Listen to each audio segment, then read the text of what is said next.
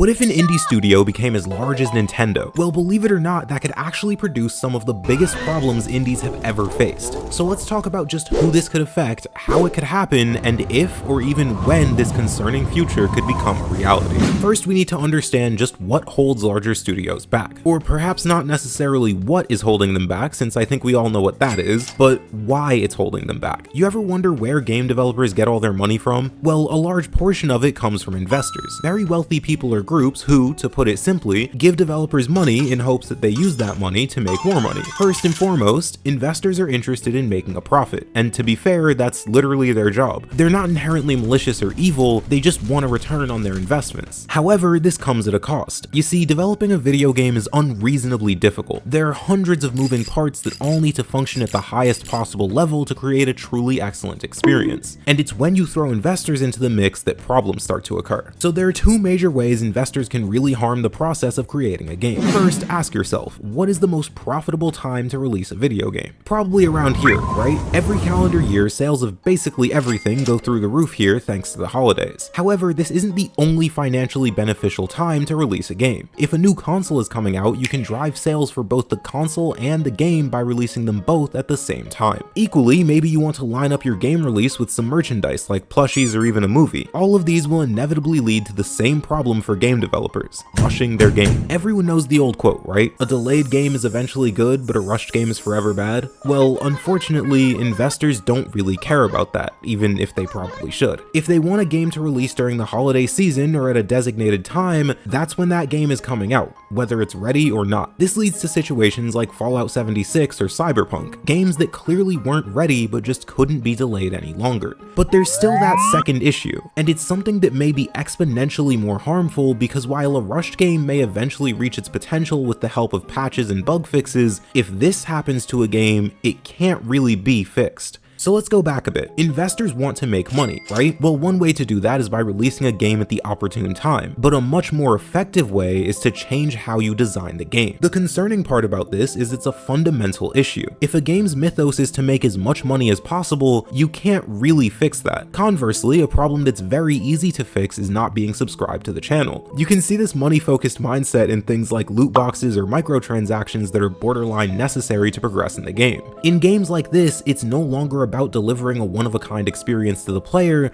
but instead about making the largest profit possible. And this is why we often praise indies, right? The developers take their time, focus on quality, and pour their hearts into the games in hopes that they can create something truly special. But what would happen to that heart if hundreds of thousands, even millions of dollars were on the line? Well, the result is going to vary depending on which of these three categories the developer falls into. So first, let's look at the outlier. There exist companies that have made millions without a single investor. It's not technically impossible. While it's extremely unlikely, an indie company absolutely could get off the ground from zero and become one of the biggest publishers in the world. However, again, that's extremely rare, so let's move on to the other two that are a bit more realistic. The second possibility is the nightmare scenario, and it proposes the idea of a pretty scary cycle. So the second scenario assumes that indie developers will, out of necessity, follow the whims of their future investors. To be clear, they wouldn't be doing this out of greed or because they're sellouts, but because millions of dollars are on the line and they quite literally can't afford to do otherwise.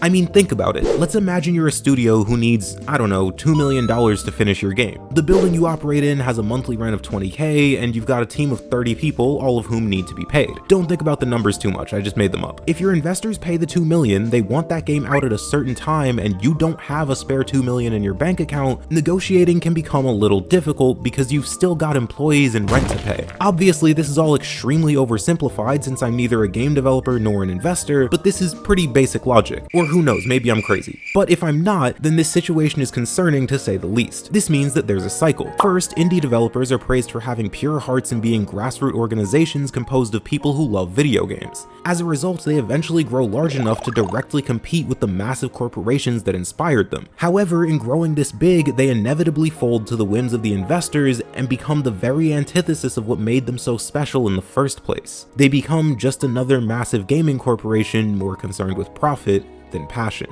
We're extremely lucky then that there's a third option. The third option, and what I believe to be pretty likely, is as follows. Imagine a situation in which an indie developer is asked by their investors to rush a game to launch before it's ready, and the developers simply say no. As we discussed earlier, this isn't going to work because the devs need the investors to finish their games, but it doesn't always have to go exactly like that. Tears of the Kingdom is a AAA game that launched just this year, and a story that's come to light about this game is that it was effectively finished a year before release. However, the developers cared so much about making the best game they could that they spent that extra year to refine the game. Now granted, we don't know exactly what happened behind those closed doors back at Nintendo, but what we do know is that a AAA company with plenty of investors decided that they cared more about the quality than anything else. And Tears of the Kingdom is not the only example of this. So in theory, as long as the investors in question realize how important quality is, we could see this happen with a group of indie developers as well. In fact, this might have already happened with Silksong, a game that's almost infamous for its delays in development time. After Xbox claimed that it would be releasing later this year, instead of rushing the game out to meet that expectation, Team Cherry decided to take as much time as they needed with this game. They wanted to create something truly special, and it's that mythos that will be necessary in allowing these developers to create something from pure passion instead of profit. So sure, scaling up is going to present new problems that the indie scene and the developers that inhabit it have never faced before, but it also presents new opportunities. And so long as the ideals of passionate developers remain when presented with greed or investors that could stop them, these one-of-a-kind games and the people who make them will continue to persist in the pursuit of passion over profit.